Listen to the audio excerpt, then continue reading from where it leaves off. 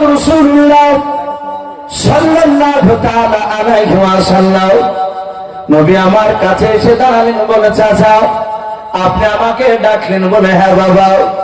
আল্লাহর নবীকে বলেন বাবা খামারের সামনে বসে যাও।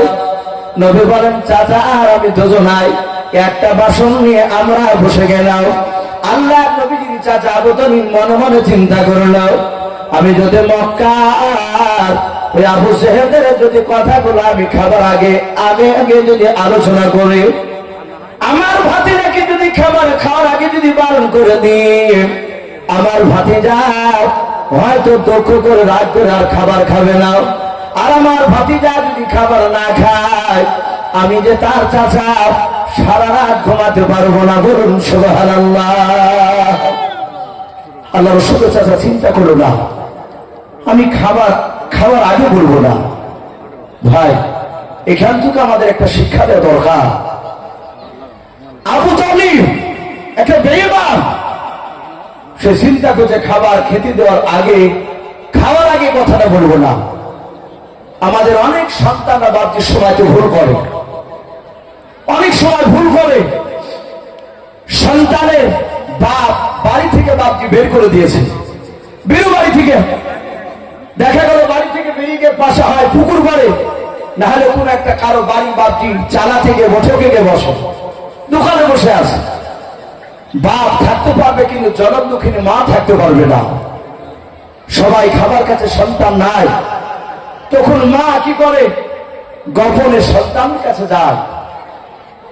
আসলে চলে বাপজি খাবার মুখে নিয়ে খাবারের বাসন নিয়ে গিয়ে হাতে বলেছে বেটা খা। এই অন্যায় কেন করিস? এই দোষগুলো কেন করবি? তোর আব্বা রাগি, তুই তো ভালোই জানিস। বেটা খা, না হলে আমি তোর মা সারা রাত ঘুমাতে পারবো না।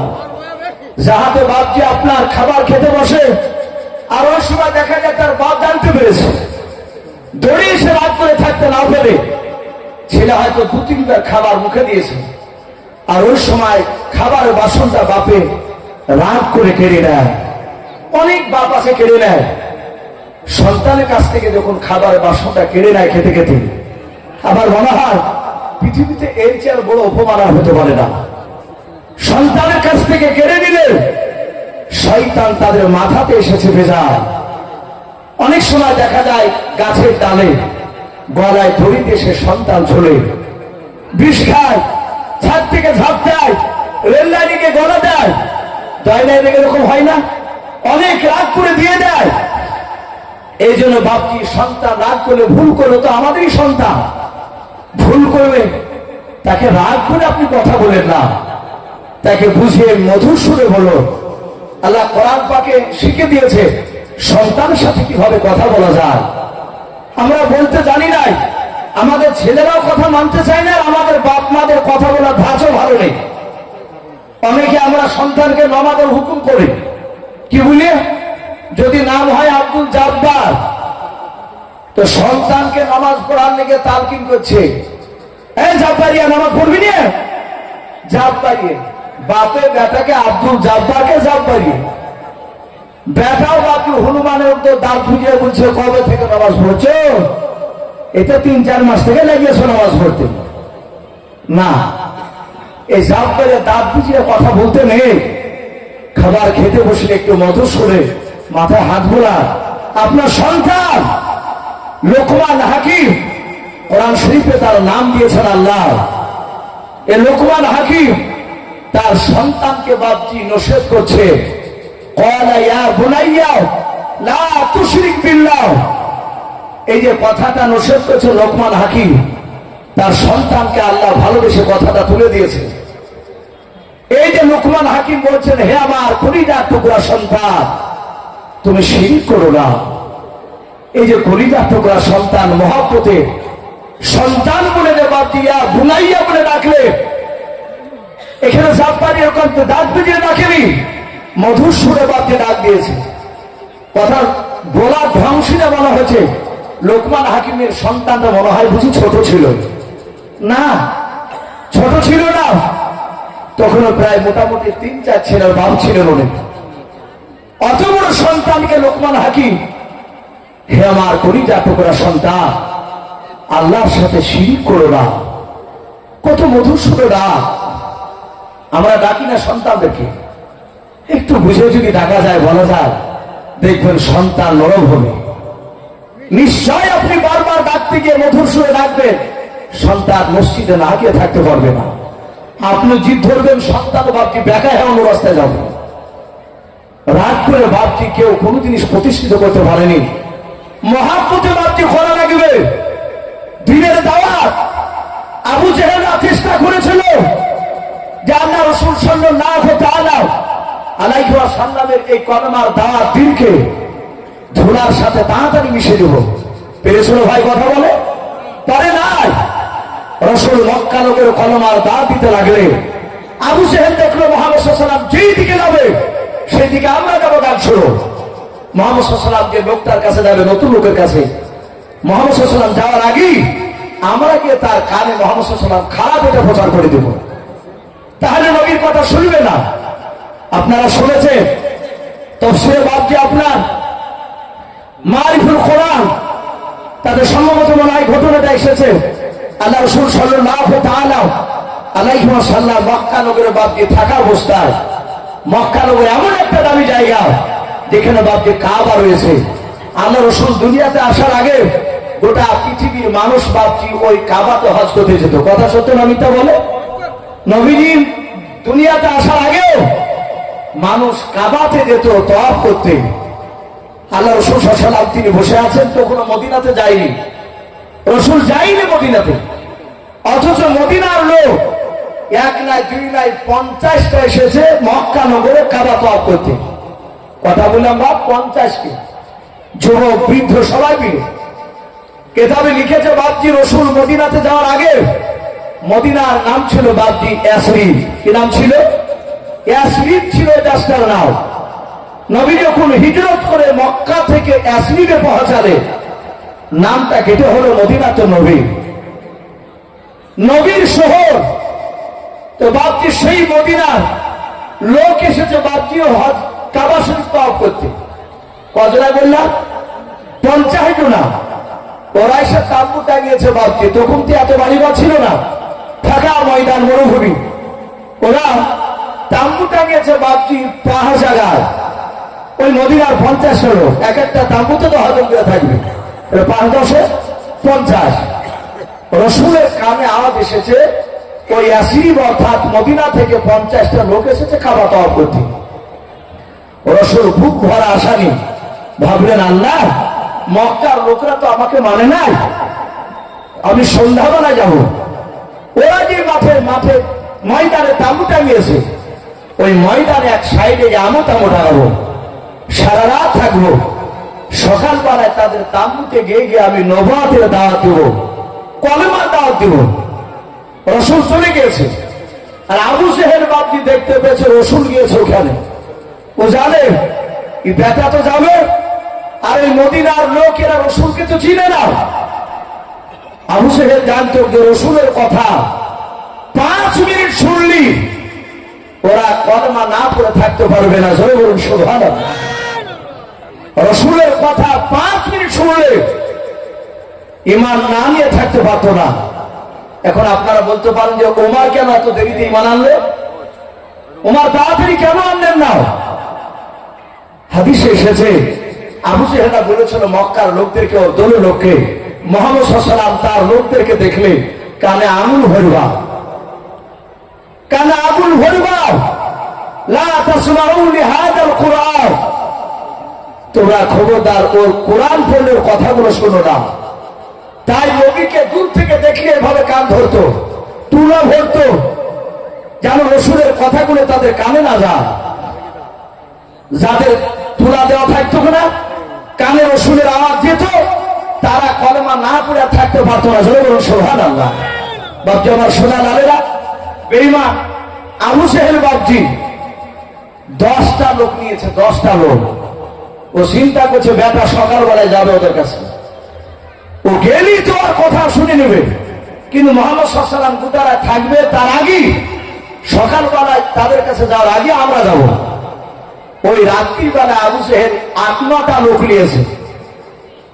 নেওয়ার পরে ওরা বেশ একটা বড় টিম করে আবু জেহেল গোটা 10 লোক নিয়ে গিয়ে ওই তাম্বুর বাপজি কাছে গিয়ে ডাকছে, এই কাশিম দেশের লোক, এই বেরিয়ে এসো, এই মদিনা লোক বেরিয়ে এসো। বেরিয়ে আসলে সবাইকে ডাকলে, ডেকে বলছে, ভাই তোমরা আমাকে চিনো? বলে না তো। বলে আমি হচ্ছি মক্কার বড় নেতা, আমার নাম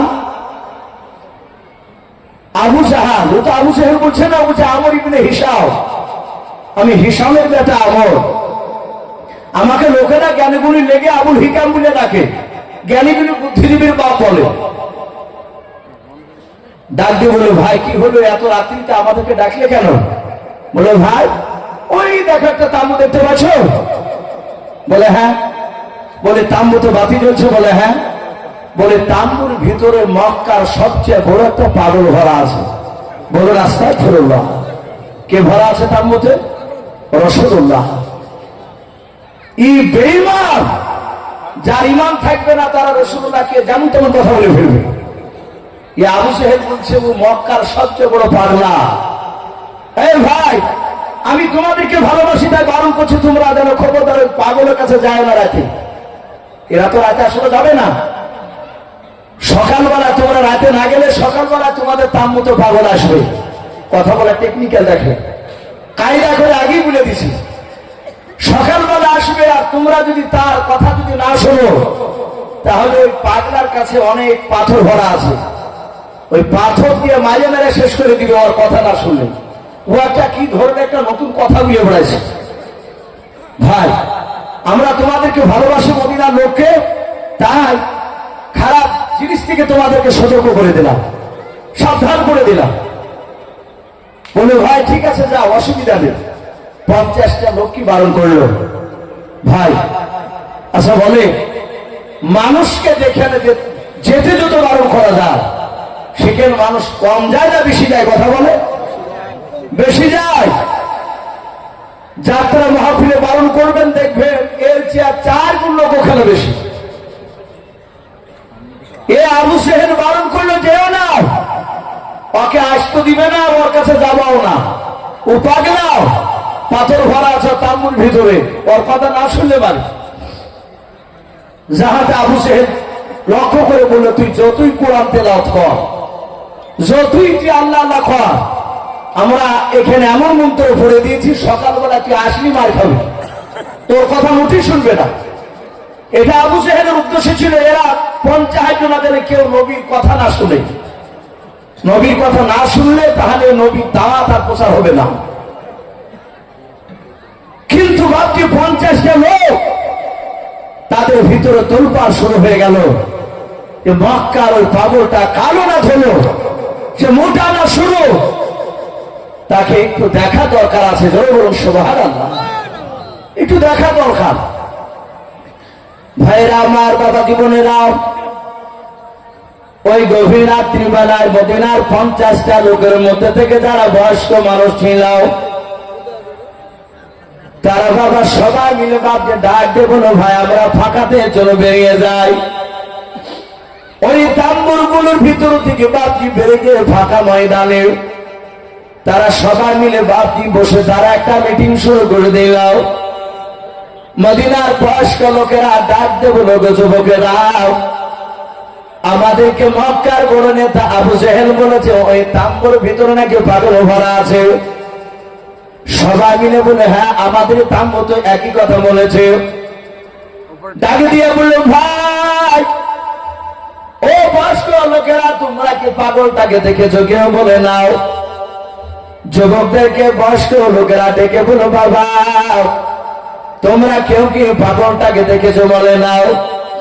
যুবকেরা বলেছিল, চাচা আমরা জীবনে আজকে প্রথম এসেছে মক্কা নগরে, তারপর টাকে আছি, সকালবেলা কাবা তওয়াফ করে বাড়ি চলে যাব। ওই পাগলটাকে আমরা দেখি না, আজ নাম শুনলাম। বয়স্ক লোকেরা ডাক দিয়ে বলেছিল, বাবা মক্কার বড় নেতা বলেছে রাত্রিবেলা আমরা তার কাছে না গেলে সকালবেলা নাকি পাগলটা আমাদের কাছে আসবে। ওরে যুবকেরা শুনে না, রাত্রিবেলায় তোমরা এক নাই দুই নাই 10টা যুবক তোমরা দাঁড়িয়ে যাও, কারা যাবো বললাম? ওই যুবকরা 10 জন হাত উঁচু করে বলেছিল, চাচা আমরা যাব। বলে কি করতে হবে বলুন? বলে বাবা চুপি চুপি তোমরা পা ফেলে ফেলে তোমরা চলে যাও, এমন ভাবে পা ফেলবা যেন পায়ের আওয়াজ ওই পাগলটা যেন শুনতে না পায়। ওরে আমার যুবক বাবারা, ওই পাগলের তাম্বুর চারিদিকে গিয়ে তোমরা উঁকি মেরে দেখে এসো ওই লোকটা প্রকৃতি পাগলকে নাও। যদি পাগল হয় তাহলে আগামীকাল সকালবেলায় ওই পাগলকে আমাদের তাম্বুতে আসতে দেব না। এই যুবক রেডি হয়ে যাও। 10টা যুবক বাপজি তারা রেডি হয়ে গেল। সাথে হাতে বলে চাচা যাবো, বলে হ্যাঁ, কিন্তু বাবা যাওয়ার আগে তোমরা খালি হাতে যাবা না। বলে কেন? বলে চাচা খালি হাতে যাব না। বলে না, বলে নাও ওই মক্কার বড় নেতা বলেছে, শোনে নাও ওই তাম্বুতে নাকি পাথর ভরা আছে পাগলটার কাছে। ওরে আমার বাবারাও, তোমরা 10 জুলাই দুটো দুটো করে পাথর নিয়ে তোমরা 20টা পাথর নিয়ে চলে যাও। 2 হাতে 2টো করে পাথর থাকবে। তোমরা যেতে যেতে গিয়ে যদি তোমার পায়ের আঘাত যদি পাগলটা টের হয়ে যায়, তোমাদেরকে যদি পাথর দিয়ে আঘাত করে, এই যুবকেরা তোমরা 10টা যুবকের তোমরা 2 হাতে পাথর নিয়ে যাবা। পাথর মেরে মেরে তাকে শুধু মক্কা থেকে নয় গোটা পৃথিবী থেকে তোমরা বিদায় করে দেবা, একেবারে শেষ করে দেবা। সঙ্গে সঙ্গে বাবা ওই যুবক ছেলেগুলো বাপজি 10টা যুবক ছেলে তারা 2টো করে পাথর হাতে ধরে নিয়ে রাত্রিবেলা বাপজি চলতে শুরু করলাম। আল্লাহ নবী জনাবে মোহাম্মদ রাসূলুল্লাহ সাল্লাল্লাহু তাআলা আলাইহি ওয়াসাল্লামের বাপজি আপনার তাম্বুর দিকে যুবকেরা তারা চারিদিক থেকে আল্লাহ রাসূলের বাপজি তাম্বুর কাছে গিয়ে বাপজি একটু উকি মেরে বাপজি নজর করেছে। আল্লাহর নবীর চেহারার দিকে বাপজি তাদের নজরটা পড়ে গেল। যুবকেরা তারা নবীর চেহারা দেখে বাপজি তারা আশ্চর্য হয়ে গেল। তারা অন্য ভাইকে তারা আসতে করে বলছেন, ভাই রে এই লোকটা মক্কার কোন পাগল হতে পারে না। জোরে বলুন সুবহানাল্লাহ। বলে এই তো পাগল নয়। পাগল হলে তার চুলগুলো এলোমেলো হয়ে থাকতো, তার দাড়িগুলো উস্কো খুস্কো হয়ে থাকতো, তার পোশাকগুলো ময়লা যুক্ত থাকতো। ভাই একটু তাকিয়ে দেখ, তার চুলের কত সুন্দর কাঠি, তার দাড়িগুলো দেখ, এ জান ঠান্ডা হয়ে যাচ্ছে তার চেহারার দিকে। যে জোরে বলুন সুবহানাল্লাহ। এরা চেহারা দেখে অবাক। আল্লাহ রাসূল ওই সময় আল্লাহর কাছে কাঁদছিল, গো মালিক সকালবেলায় আমি তোমার বান্দাদের কাছে যাবো কলমার দাওয়াত নিয়ে। ও আল্লাহ তুমি এদেরকে তুমি আমার এমন ভাষা বের করে নিও যেন আমার কথাগুলো যেন হেদায়েতপূর্ণ হয়।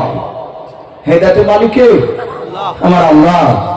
আমার তাবলীগ জামাতের ভাইয়েরা তাবলীগ জামাতে যায়, মসজিদে বাপজি আসর নামাজ পড়ে একটা মানুষকে বলে যে ভাই আপনি দোয়া করতে থাকো, আপনি দোয়া করুন। আর কিছু লোক নিয়ে বাপজি বেরিয়ে যায়, মসজিদের দরজায় দাঁড়িয়ে হাত তুলে দোয়া করে, আল্লাহ আমাদের কোনো কিছু করার নেই, তুমি আহু আলা কুল্লি শাইইন কদির, তুমি সর্বশক্তিমান। ওগো মওলা আমাদের এমন কোন যোগ্যতা নেই সেই কথাতে মানুষ তাসির হবে, আমাদের কথাতে ছুটে আসবে। ওগো মওলা আমরা তো তোমার নালায়েক বান্দা, আমরা তোমার গুনাহগার বান্দা, কিন্তু আমরা বাড়ি থেকে এসেছি তোমার পথ হারা মানুষদের কাছে একটু কলমার কথা পৌঁছানোর জন্য, নামাজের কথা বলার জন্য। ওগো আল্লাহ মহল্লায় যাচ্ছে তুমি গোটা মহল্লাকে নামাজি বানিয়ে দেবো। বলুন না হুমাবি দোয়া করে না। আমি যখন সাথে তাবলীগ ভাইদের সাথে দোয়া হয় একটু ভাবতে গেলে সত্যি কান্না বেরিয়ে আসে। এইরকম কাদা আমার রসুলও কেঁদেছিলেন, আমার রসুল কাঁদছিলেন। তখন মহল্লা মদিনার লোকদের কাছে সকালবেলায় যাব, এরা আমাদের কাছে আসার আগে আবু জেহেল ওদের কাছে কে বারণ করেছে। রসুল জানে যে আবু জেহেলদেরকে যেতে দেখেছে। এরা বললো ভাই পাগল নয়। আবার চিন্তা করছে যে রসুলতা এই লোকটা তো কাঁদছে, এ তো কাঁদছে নিশ্চয় কোনো ব্যথায় ব্যথিত হয়ে কাঁদছে। কিছু মানুষ আছে ভাই, দেখে একটা মানুষ আছে তার চেহারার দিকে তাকাতে ভয় করে মানুষ। একটা লোক যে বলো ভাই অমুক লোকটা নেই, ভাই আরেকবার অনুরোধ করছে ভাই একটু বসো, একটু সাইডে বসো। আর ভাই আমি বলেছিলাম যে সাইডে জায়গা করা আছে টাকা রাখা, টাকা দান দেওয়ার জায়গা করা আছে, কিন্তু ভাবছি সবাইকে দেখছি চুপচাপ বসে ওয়াজ শুনছে। টাকা তো ভাবছি কেউ কাউকে উঠিয়ে দিতে দেখছি না। তাহলে আমার বলবে যে হুজুর এমন ওয়াজ করে গেলে একটা লোক টাকা দিতে গেল না। তাই অনুরোধ করবো ভাই আপনারা দুজন চারজন করে যাবেন আর টাকা দিয়ে চলে আসবেন। ওই সাইডে টাকা দান দেওয়ার বাক্স করা হয়েছে আলহামদুলিল্লাহ। আর পেছনকার ভাবছি ভাই ও যুবক একটু দয়া করে একটু ভিতরে আসে, শোনা একটু জমে বসে ভাই।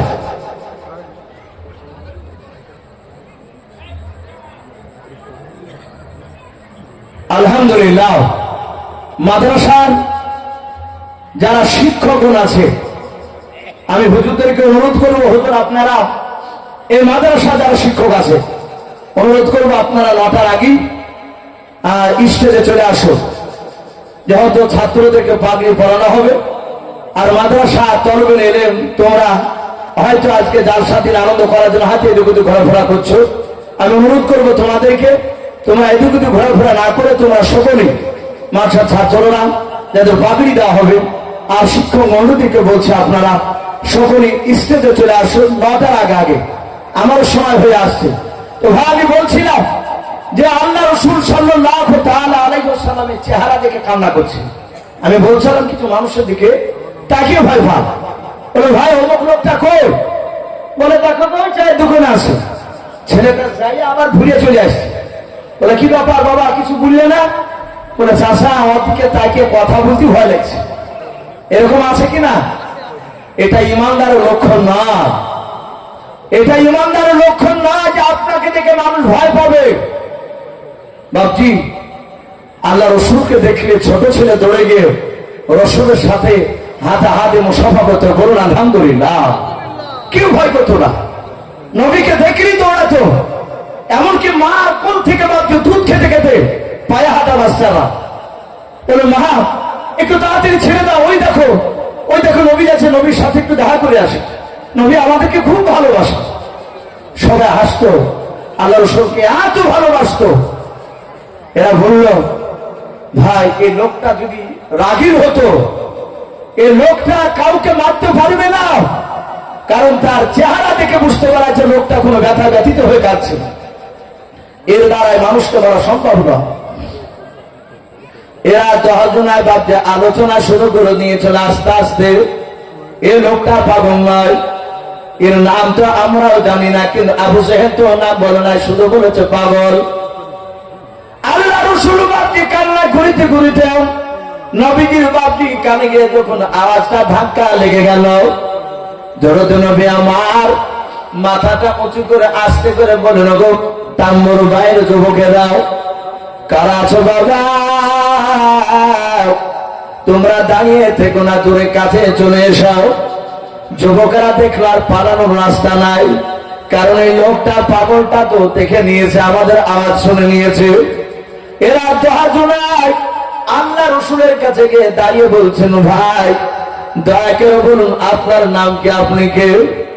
আপনাকে মক্কার বড় পাগল নাই, মক্কার বড় নেতা আপনাকে বড় পাগল বলেছিল আমাদের সামনে, কিন্তু আপনার চেহারা গুলো থেকে দেখলাম, আপনার চেহারার দিকে চেয়ে দেখছে, আপনার মিষ্টি আওয়াজ শুনে দেখছে আপনি পাগল হতে পারেন নাই।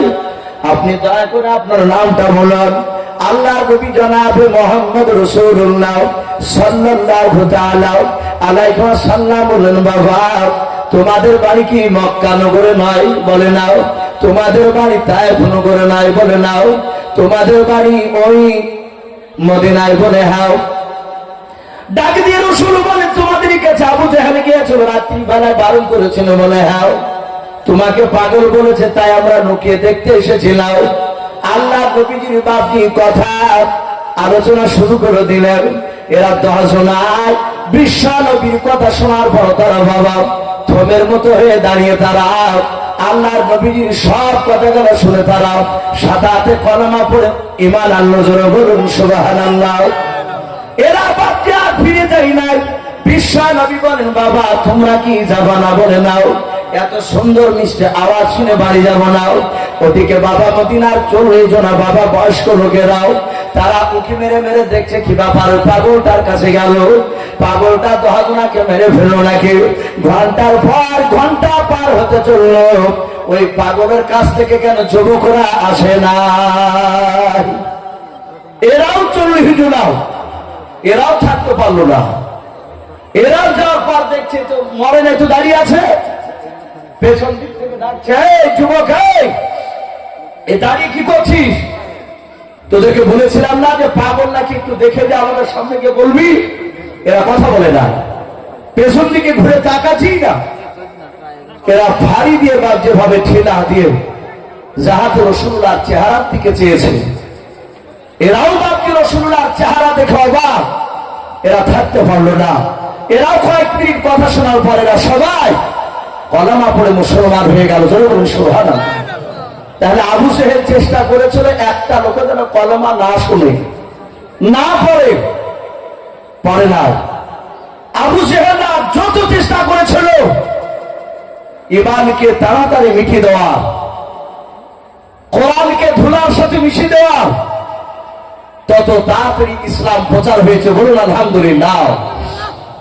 আজ গোটা পৃথিবীতে এক শ্রেণীর মানুষ, সবাই নয়, তারা কোরআনের বিরোধিতা শুরু করে ছোট করে।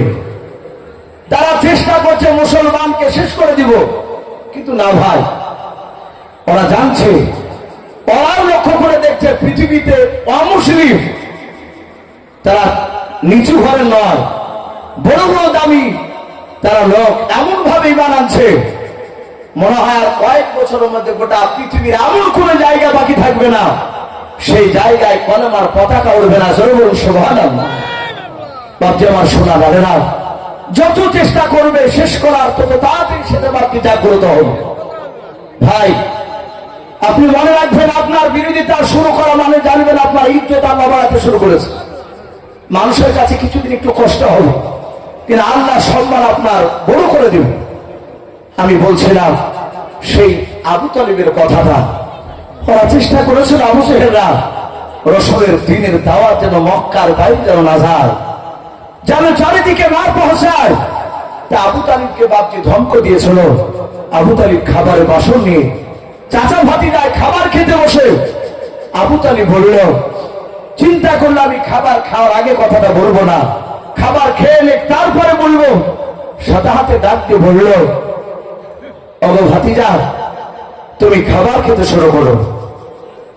আল্লাহর নবী জনাবে মুহাম্মদ রাসূলুল্লাহ সাল্লাল্লাহু তাআলা আলাইহি ওয়াসাল্লাম নবী আমার আওয়াজ দিয়ে বলেন, হাত কানা উঁচু করে চাচাও, আপনি জানেন শীত 8 বছর থেকে নিয়ে আমার বয়স থেকে নিয়ে 25 বছর পর্যন্ত খাদিজার সাথে বিয়ে হওয়ার আগা দিন পর্যন্ত নবী গো ডাক দিয়ে বলছে, ওগো চাচা আবু তালিব, বাবাটা একই বাসনে খাবার খেতাম। বলে হ্যাঁ। খাবার খেতে বসে, চাচা আপনি আগে খাবার না খেলে আপনার ভাতিজা আমি খাবার খেতাম না। জোরে বলুন সুবহানাল্লাহ। আল্লাহর নবী বলেন, চাচা আপনি আগে খাবার খাবেন, তারপরে আমি খাবার খাবো। আবু তালেব আর সহ্য করতে পারলো না, ধৈর্যের বাপ আপনার ভেঙে ফেললেন। 2 চোখের কোনা দিয়ে বাপজি ঝরঝর করে পানি ঝরতে লাগলো। আবু তালেব বলেছিল, ভাতিজা তুমি এত ভালোবাসো আমাকে? বলে হ্যাঁ। চাচা গো, জন্ম নেওয়ার পর থেকে আমি আব্বা জানকে দেখতে পাই না। চাচা আপনাকে আমি বাপের মতো ভালোবাসি, আপনি আমাকে কত ভালোবাসেন। তাই চাচা আপনি আগে খাবার না খেলে আমি খাবো না। আবু তালিব বলে, বাবা আর থাকতে পারলাম না রে বাবা, না ভুলেও বলো বাবা, মক্কার উদমা সাহেবা আবু জেহেলের সাথে আজকে কি দিনের বেলায় তোমার কোথাও দেখা হয়েছিল? আল্লাহর নবী বলেন, চাচা আমার সাথে মক্কা নগরে দেখা হয়েছিল। ওগো চাচা, আমি দাঁড়িয়েছিলাম কয়েকটা লোককে আমি জান্নাত জাহান্নামের কথা শোনাছিলাম, আর ওই সময় আবু জেহেল আমার গলায় ধাক্কা দিয়ে ফেলে দিল। আল্লাহ নবীজি বলে, চাচা আমার এই কপালটা ফুলে গিয়েছে, পাথর আঘাত লেগে গেল। আল্লাহ রসুলের চাচা আবু তালিব বাবা নবীর এই কথাটা শুনে বাপজি মুখ থেকে থুতু বের করলেন, মুখ থেকে আবু তালিবের থুতু বের করে আল্লাহর ব্যথা পাওয়া জায়গা, আল্লাহর নবীর ব্যথার কপালে বাপজি যে ব্যথা করছিল ওই জায়গায় লাগিয়ে দিয়ে বলছেন ভাতিজা ভালো হয়ে যাবে। আল্লাহর নবীজি ডাক দিয়ে বলে, চাচা আমাকে গলায় ধাক্কা দিয়ে বের করে দিল। আবু তালিব বলে, ভাতিজা তুমি চলে যাওয়ার পর আমার সাথে দেখা হয়েছিল, ভাতিজারে ওরা বলেছে আমার খাতিরে নাকি তোমাকে মারে নাই, আগামী কাল থেকে যদি কলমার দাওয়াত না দাও তাহলে তুমি ভালো, তোমাকে মারবে নাও। আর যদি আগামী কাল থেকে যদি কলমার দাওয়াত দাও রে বাবা, তোমাকে ওরা মারবো বলেছে। যখনই তোমাকে মারবো বলো বাবা, ওই সময় মনে হলো আসমানটা ভেঙে আমার মাথায় পড়ে যাচ্ছে। এই বাবা আমি ওদের চাউনি দেখলাম, ওদের ভঙ্গিমা ভালো নাই, ওরা চুপ দুটো মোটা মোটা করে তোমার দিকে তাকাছিল না আমার দিকে তাকাছিল। তোমাকে মারবে বাবা, তোমাকে মারলে আমি তোমার চাচা থাকতে পারবো না। ওরে আমার ভাতিজা তোমার হাত দুখানা ধরে বলি বাবা খবরদার তুমি যেন আগামী কাল থেকে আমাদের বাপ দাদার ধর্মের বিরুদ্ধে কথা বলো না। আল্লাহ রসুল বলেন, চাচা আর কিছু বলেছে? আবু তালিব বলল, বাবা তোমাকে 3টা পুরস্কার দিব বলেছে। বলে কি? বলে আরবের মধ্যে 1 নম্বর সম্মানের অধিকার তোমাকে করা হবে, 200টা উট দিবে, আর সবচেয়ে বড় খাজুরের বাগানটা তোমাকে দিয়ে দেওয়া হবে। বাবা তুমি আর যেও না, এই 3টে জিনিস হইলে তোমার জীবনে অনেক কিছু। তুমি আর নতুন দিনের দাওয়াত দিও নাও। আমাদের বাপদাদা ধর্মের বিরুদ্ধে কেন বলতে যাচ্ছ? প্রায় মানুষ যদি তোমার বিরোধিতা করছে। আল্লাহ রাসূল সাল্লাল্লাহু তাআলা আলাইহি ওয়াসাল্লাম বলে, চাচা আর কিছু দিতে চেয়েছে বলে দাও। আল্লাহর নবী জনাবে মুহাম্মদ রাসূলুল্লাহ সাল্লাল্লাহু তাআলা আলাইহি ওয়াসাল্লাম আল্লাহ রাসূল ডাক দিয়ে বলে, চাচা শুধু মক্কার 3টা পুরস্কার কেন চাচা শুনে না, ওই পুরস্কার সাথে সাথে গোটা পৃথিবীর যদি সম্পদ দিয়ে দেয়, ওগো চাচা সারা পৃথিবীর শুধু সম্পদ নয়, আসমান থেকে যদি সূর্য পেড়ে নিয়ে এসে আমার ডানা হাতে যদি নিয়ে দেয় মক্কার লোকেরাও, আসমান থেকে চাঁদ পেড়ে নিয়ে এসে যদি আমার বাম হাতে দিয়ে দেয়, ওগো চাচা খুদার কসম করে বলে শুনে না, কলেমার দাওয়াত দেওয়া বন্ধ করবো না। জোরে বলুন সুবহানাল্লাহ। বলাই চাচা আমি কলেমার দাওয়াত দেওয়া বন্ধ করবো না। জাহাতি কথা বললো সাদা হাতে বাপজি, সঙ্গে সঙ্গে আবু তালিবের চোখ দুটো কুখের মতো লাল হয়ে গেল। আবু তালিব ডাকে দিয়ে বলে, এই ভাতিজা তাহলে তুমি কলেমার দাওয়াত দেওয়া বন্ধ করবে না? বলে, চাচা না, আমি আপনাকে সামনে বসে আছেন আপনি, আমি কথা দিচ্ছি আল্লাহর কলেমার দাওয়াত আমি ছাড়বো না, প্রচার করবই। সাদা হাতে আবু তালিব বলল, আমিও লাতুজার কসম করে বলি। সেই সময় তারা লাতুজাকে দেবতা বলে মানত। তারা ডাকে দিয়ে বললো, আমিও লাতুজার কসম করে বলি বাবা, আমি তোমার চাচা আবু তালিব, আমার শরীরে জান থাকা পর্যন্ত তোমার শরীরে একটা ফুলের ছিটকে ফেলতে দেব না। জোরে বলুন সুবহানাল্লাহ। এ ছিল বাপজি রাসূলুল্লাহর উপর ভালোবাসা আবু তালিবের। তবু এত ভালোবাসার পরেও আল্লাহ রসুলের বাপজি কিয়ামতের ময়দানে সে সুপারিশ হবে না, তাকে জাহান্নামে যেতে হয়েছিল। কেন? নবীকে ভালোবাসত কিন্তু নবীর সুন্নাতকে মানে নাই, নবীর কথা অনুযায়ী চলতো না, নবীকে এমনি ভালোবাসত। এমন অনেক লোক বাপজি আমাদেরকে ভালোবাসে। আমি প্রতিটা বাপজি ভাইদেরকে অনুরোধ করবো, ভাই শুধু মৌখিক আমরা দাবি করবো তা নয়, নবী যেভাবে চলতে বলেছে, নবী যেভাবে খেতে বলেছে,